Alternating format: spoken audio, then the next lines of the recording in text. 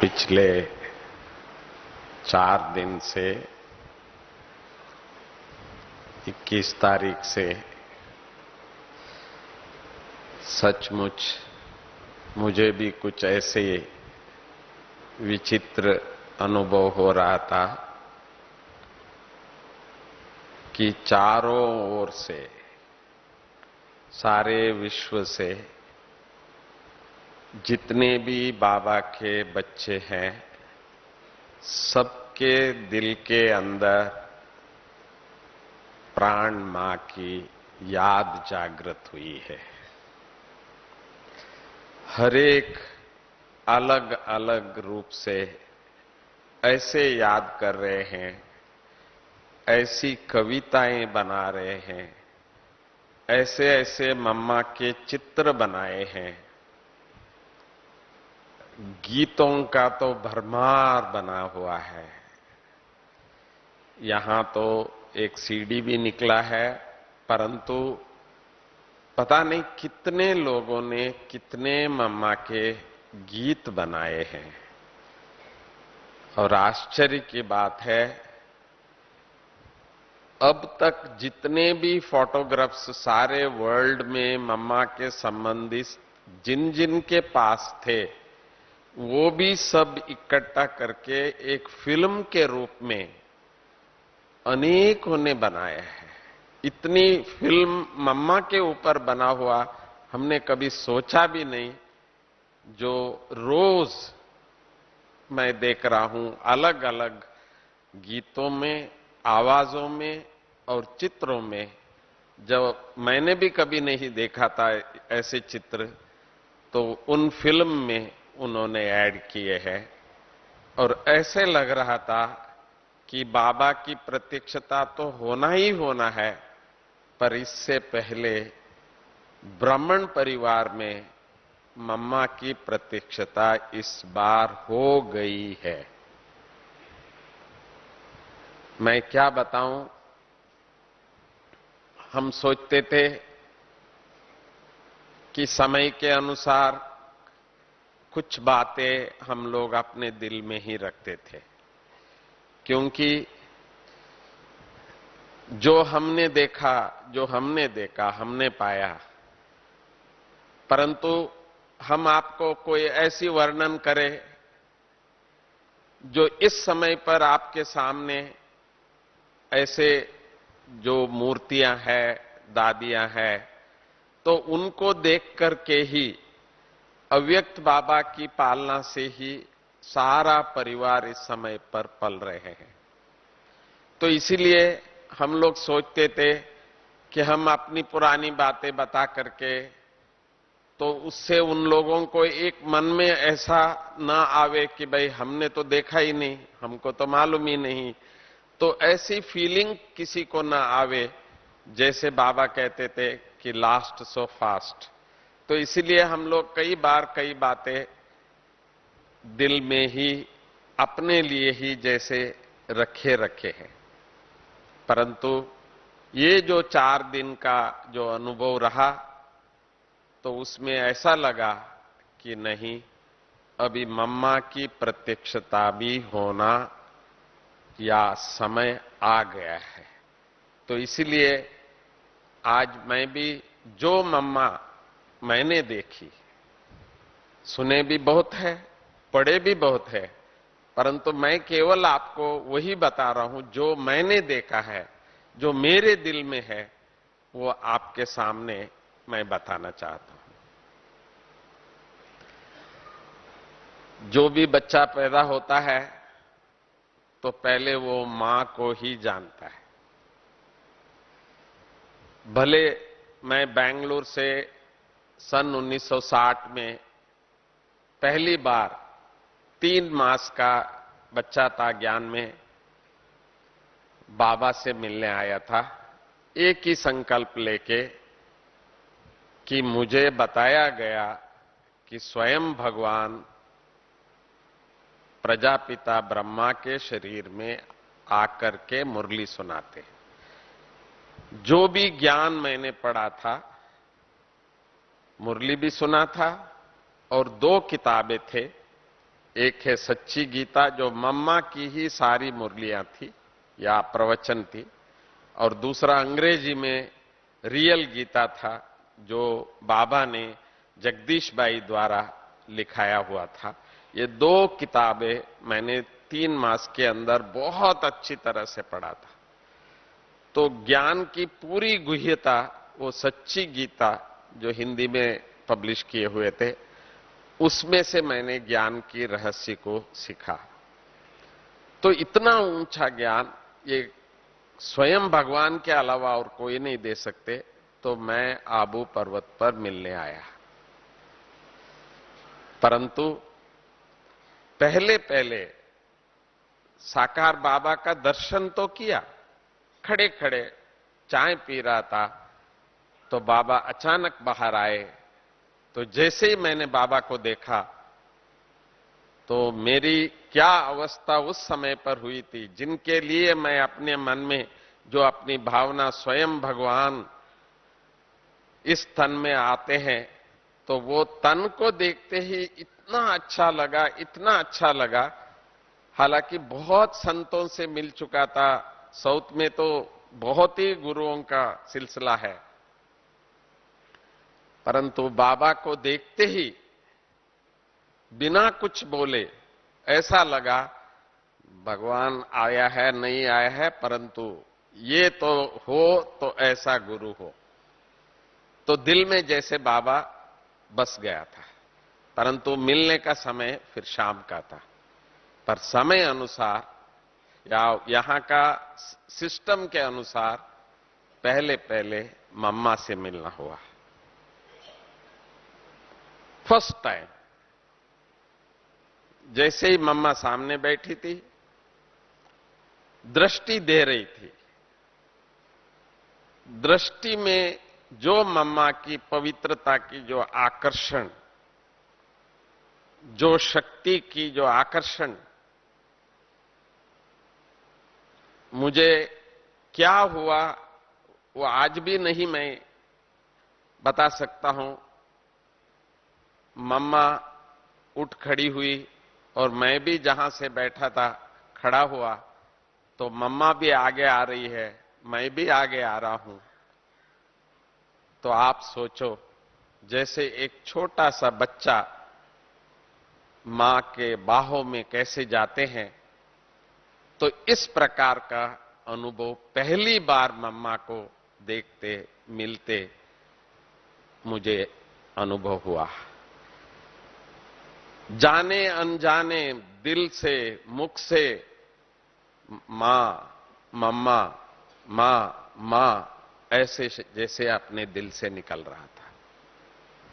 मम्मा ने एक ही शब्द उस समय पर बोला कानों में, अरे ये तो कल पहले वाला बच्चा है।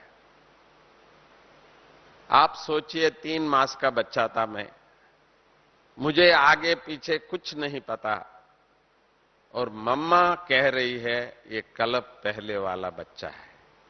और आज आप सबके सामने हूं 53 इयर्स के बाद, पर मम्मा जानती थी।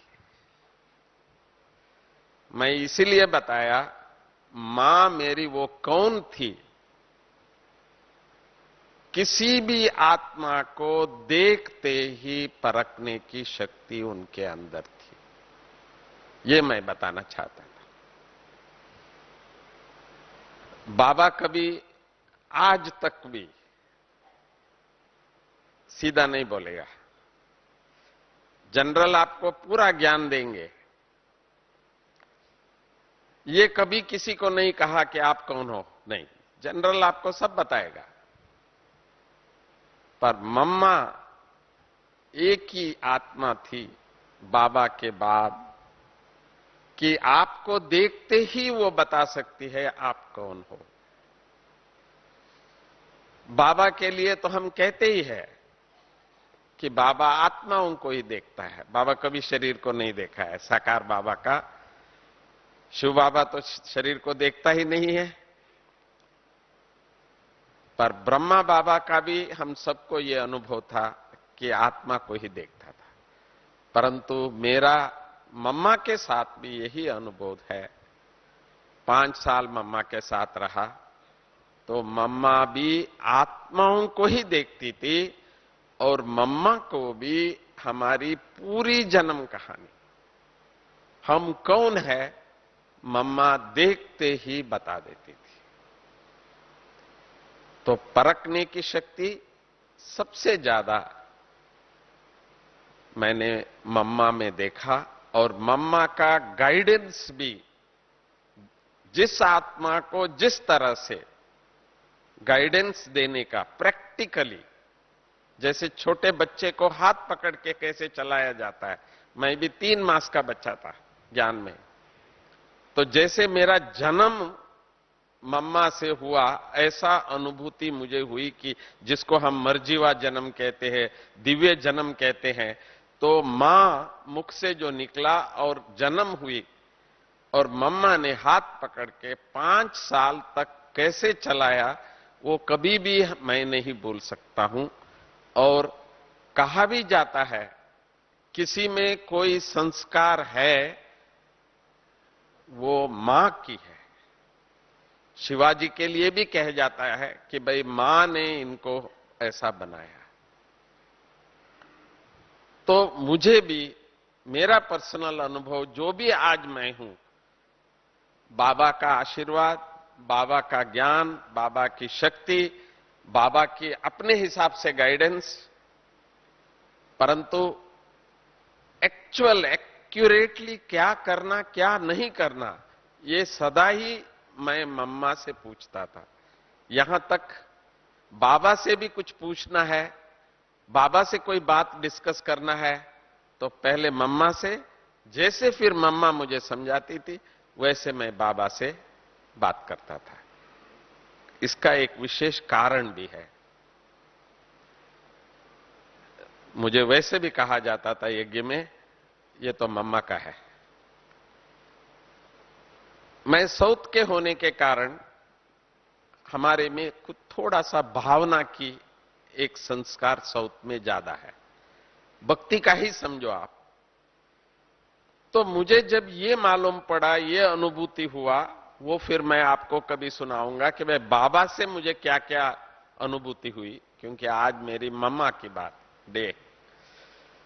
तो बाबा में मुझे 2 कभी भी नहीं नजर आया, मेरे से हो ही नहीं सकता था, क्योंकि मैं आया ही यहां शिव बाबा के कारण, और उसके शरीर में शिव बाबा को ही मैंने देखा। मुझे बाबा देखते ही शिव बाबा ही नजर आता था, ब्रह्मा बाबा, शिव बाबा ये कभी भी नहीं। कभी मुरली में कभी होता था, जब ब्रह्मा बाबा कहते थे, बाबा मैं बुद्धू नहीं हूं, मैं भी जानता हूं, मैं भी कर सकता हूं, ऐसे कभी कभी बाबा के एक आधा शब्द सुन करके थोड़ी सी ऐसा होता था। नहीं तो दृष्टि में, वृत्ति में, देखने में, बोलने में, मिलने में मुझे शिव बाबा के अलावा कोई ब्रह्मा बाबा अलग मैंने देखा भी नहीं। और लास्ट में तो बाबा की स्टेज भी इतनी हाईएस्ट थी, जो ब्रह्मा बाबा और शिव बाबा का हम लोगों को कुछ भी अंतर नहीं मालूम होता था। ये हमने प्रैक्टिकली ब्रह्मा बाबा के जीवन में भी देखा था। तो इसी तरह से, इसीलिए भगवान के साथ कैसे बोलना, भगवान के साथ कैसे चलना, ये मैं मम्मा से ही सीखा। 5 साल मम्मा ने हाथ पकड़ के चलाया, तो किस तरह बाबा के नजदीक आऊं। एक बात, मम्मा ने बाबा की मुरली में ये सुनते हैं, फॉलो फादर, तो ये किसके लिए कहा? हम बच्चों के लिए कहा तो फॉलो फादर तो ब्रह्मा बाबा के लिए कहा। शिव बाबा तो निराकार है, तो फॉलो फादर ब्रह्मा बाबा के लिए हम सब बच्चों को कहा कि भाई फॉलो फादर। पर फॉलो फादर सचमुच किसी ने किया हुआ हो, वो पहला नंबर मम्मा थी। इसमें कोई, भले हम सब सारे यज्ञ के नंबरवार 8, 108, 16,108 सब ब्रह्मा को फॉलो किए हुए हैं।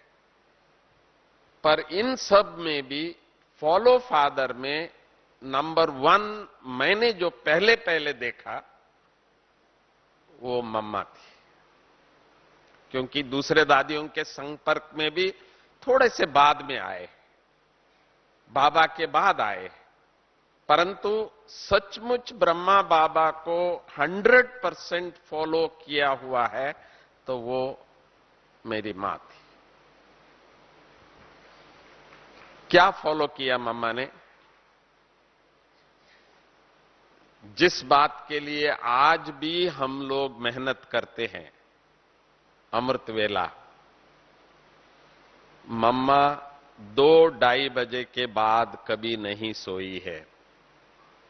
मैंने जहां तक देखा है, 5 साल की अनुभूति है।